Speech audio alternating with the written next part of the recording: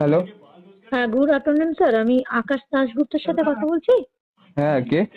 বলছি স্যার, আমি টার্না সার্ভিস থেকে বলছিলাম, যেখানে ফিনান্সিয়াল কনসালটেন্সি আর লোন প্রোভাইড করা হয়।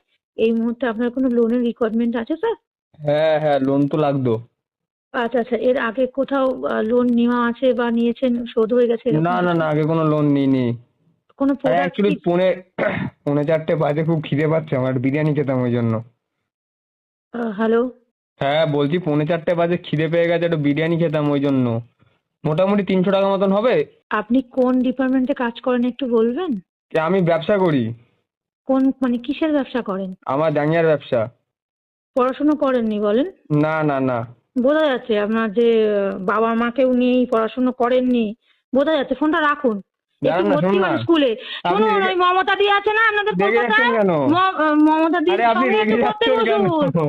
রাখবো না, আপনি একটু পড়তে বসুন। আপনি আপনার রেগে অবাক হওয়ার দরকার নেই। আপনি জাঙ্গিয়া কেন, আপনি প্যান্টিরও ব্যবসা করুন, আচ্ছা। মমতা দিও দিয়ে দেবেন। আর বলবেন যে মমতা দিকে একটা ফ্রি দিচ্ছেন, আমি আপনাকে পয়সা পাঠিয়ে দেবো। বিরিয়ানি খাবেন? গরুর বিরিয়ানি, ছোড়ের বিরিয়ানি সব খাবেন। নিজের হাত আপনি না রেগে পারলেও যাচ্ছেন কেন? আমি রাখছি না, আপনি নিজের হাতটাও জ্বালিয়ে দিয়ে বিরিয়ানি সময় খেয়ে নিতে পারেন। আমি আপনাকে সাজেস্ট করলাম দাঁতটা একটু কম ছাড়াবেন।